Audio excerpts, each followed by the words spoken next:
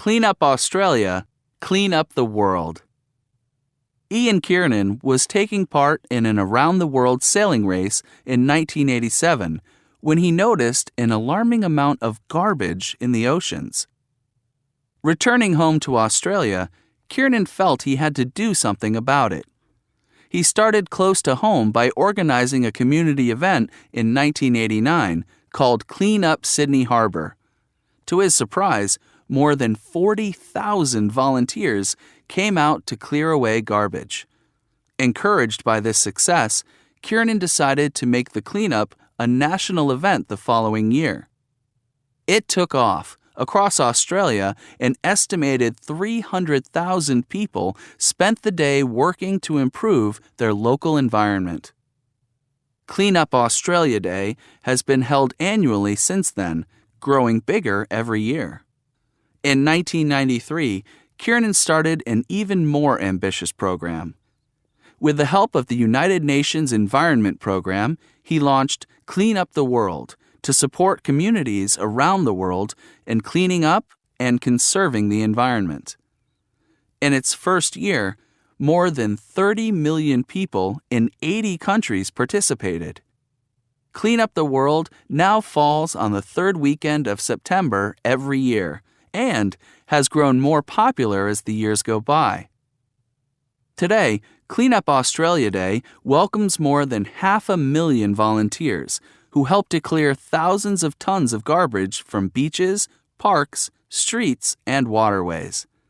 They pick up used cigarettes, glass and plastic bottles, plastic bags, and thousands of snack food wrappers.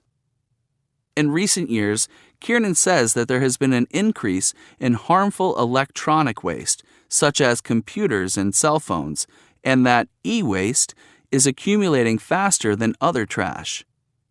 E-waste sometimes makes up 70% of the overall waste found in landfills, according to Global Futures Foundation. Kiernan feels that companies need to take more responsibility for the cleanup and recycling of their products, since chemicals from e-waste can cause health problems if they leak into the ground or into the water supply. To help deal with e-waste, Kiernan started a program called Clean Up Mobile Phones to collect used cell phones for reuse and recycling. Ian saw a problem that needed fixing, and he chose to take action. By starting Clean Up Australia Day, he raised awareness of how we treat our Earth. What's more, he united millions of people in their goal to make the world a cleaner place. Through persistence and hard work, Ian has shown that anyone who puts their mind to it can make a difference.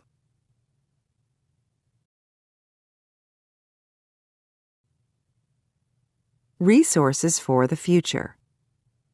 We are a planet of 7 billion people, and this number is growing by about 370,000 people every day. This is putting a huge strain on the planet's natural resources.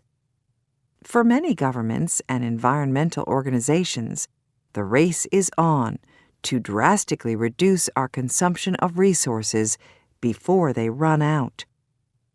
Water is one of our most precious resources.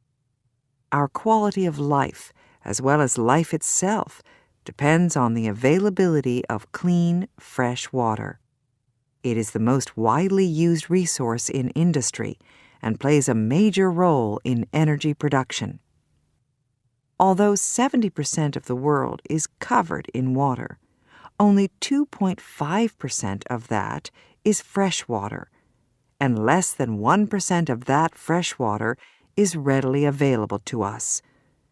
Yet we often overestimate how much water we have and reduce it further through pollution or inefficient use. Some 92% of all fresh water used annually is dedicated to growing plants and raising animals for food. This means that if water runs out, our food supply might follow. In India, it is estimated that future water shortages could reduce grain harvests by 25%. In a country where the population exceeds 1.2 billion people and is growing rapidly every year, this is a huge concern. India, like many developing countries, is already struggling to provide for its population. While most people in developed countries can get water at the turn of a tap, nearly 4 billion people elsewhere lack access to safe water, according to a 2012 United Nations World Water Development Report.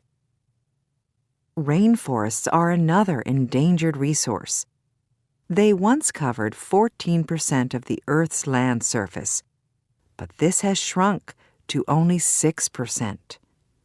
Every second, an area of rainforest the size of a football field is destroyed. At this rate, rainforests will disappear completely in less than 40 years. All rainforests are important, but it would be a disaster if the Amazon rainforest was gone. Often called the lungs of the planet, the Amazon stretches across a large portion of South America.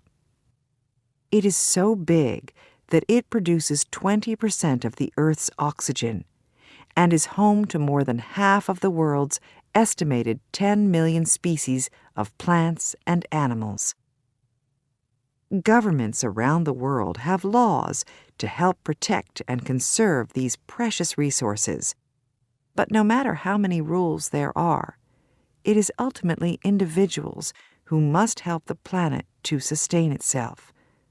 Changing our lifestyle and limiting our use of natural resources is the only way to ensure a better future for our children and our children's children.